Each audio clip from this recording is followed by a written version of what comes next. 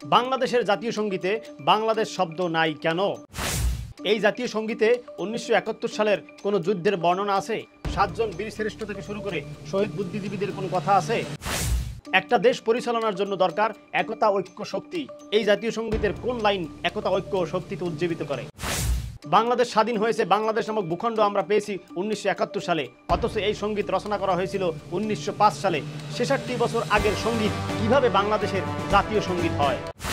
1905 সালে দুই বাংলাকে এক করার জন্য, অর্থাৎ বাংলাদেশ এবং পশ্চিমবঙ্গকে একত্র করার জন্য এই জাতীয় সঙ্গীত রচনা করা হয়েছিল। সেই সঙ্গীত কিভাবে বাংলাদেশের জাতীয় সঙ্গীত হয়?